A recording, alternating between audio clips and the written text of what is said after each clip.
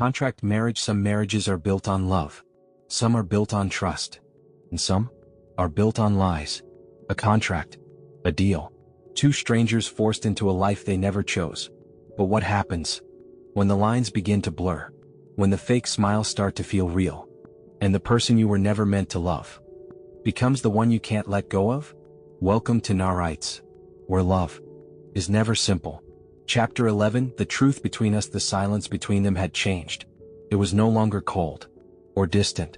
It was heavy. Like something had broken between them and neither of them knew how to fix it. Ava stood by the window, her arms wrapped around herself, staring into the night. The city lights flickered below, but her mind was elsewhere. Somewhere painful. Somewhere she didn't want to be. Behind her, the door opened. She didn't turn. "You've been avoiding me." Ethan's voice was calm. Too calm. "I've been busy," she replied quietly. "A lot." Ethan stepped closer. "Busy?" he repeated. "Or hiding?" Her fingers tightened. "I'm not hiding." "Then look at me." Slowly, she turned. And the moment their eyes met, everything came rushing back. The truth she overheard. The reason he married her. The lie she had been living in. "You heard something," Ethan said. Not a question. A fact. Ava forced a smile. "I don't know what you're talking about." Ethan exhaled. "You're a terrible liar." That hurt. "Maybe I just don't owe you the truth." His jaw clenched. "You're my wife." The words hit differently now. Not comforting. Not warm. Just painful. "Don't say that like it means something," she whispered. Ethan's gaze darkened.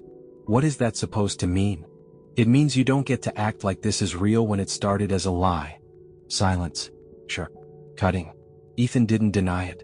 Ava laughed softly, her eyes filling with tears. "So it's true. What do you know?" "I know enough." "Say it." "No." "Ava. Why didn't you tell me?" she snapped. "Why did I have to find out like that?" Ethan ran a hand through his hair. "Because it wasn't supposed to matter." Her heart dropped. "Not supposed to matter?" she repeated. "So lying to me doesn't matter? Using me doesn't matter?" "I didn't use you. You married me for a deal." The words echoed. And again he didn't deny it. Ava's voice broke. "I was just convenient to you." Ethan stepped closer. "You were never just convenient." "Then what was I?" His voice softened. "You were supposed to be temporary." Her breath caught. "But you didn't stay that way." Silence. Heavy. "You changed things," he continued. "And I didn't expect that." Ava shook her head. "Then why didn't you tell me?" "Because I didn't know how." That surprised her. For once Ethan looked unsure. Human. "I don't do feelings," he admitted quietly. "I make decisions. This wasn't one of them." Ava's voice trembled. "You still lied to me." "Yes." No excuse. No defense. Just truth.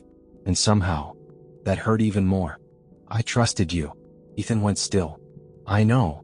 "No," she whispered. "If you knew, you wouldn't have risked losing it." Silence filled the room. He stepped forward, then stopped. "I was going to tell you." "When?" No answer. Ava gave a small broken laugh.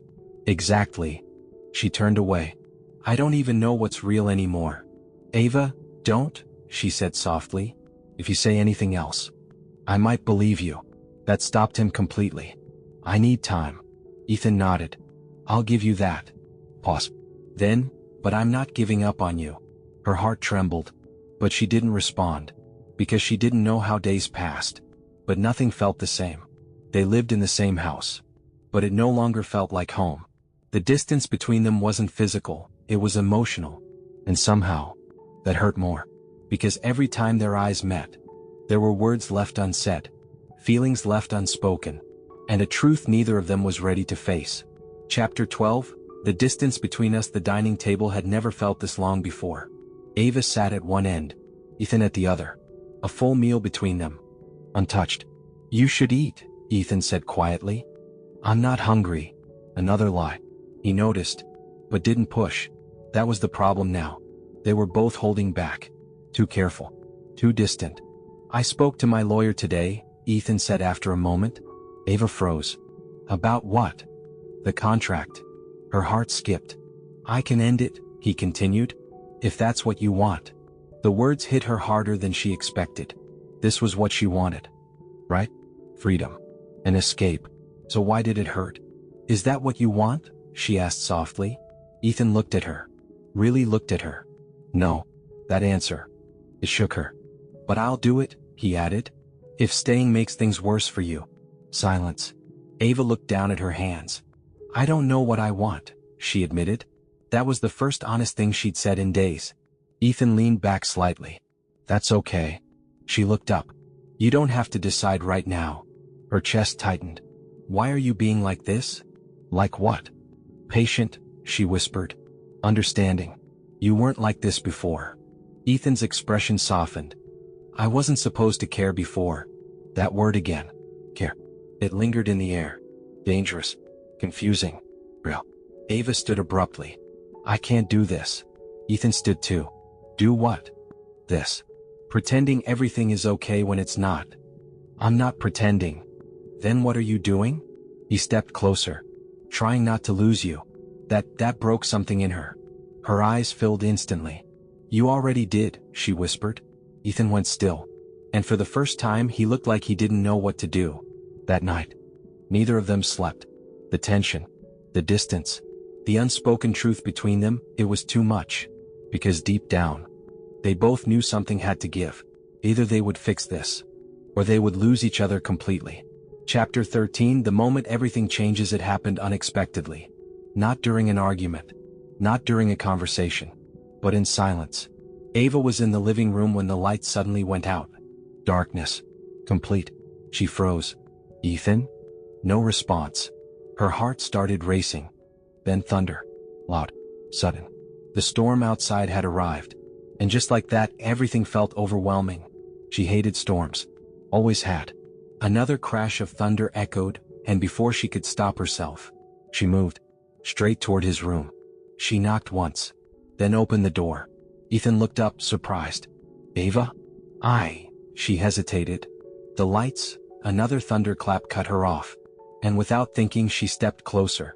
Too close. Ethan stood slowly. You're scared. It wasn't a question. Ava looked away. I'm fine. You came here. That was true. Silence. Then another flash of lightning. And instinctively she grabbed his arm. The moment froze. Neither of them moved. Neither of them spoke. But everything changed. Ethan looked down at her hand gripping his sleeve. Then back at her face. And something in his expression shifted. Softened. Ava. Her breath trembled. I didn't mean to, don't? His voice was low. Gentle. Don't pull away. Her heart pounded. Because for the first time she didn't want to. Slowly. Carefully. Ethan lifted his hand. And placed it over hers. Warm. Steady. Real. The storm raged outside. But inside everything went quiet. Their eyes met. And this time, neither of them looked away.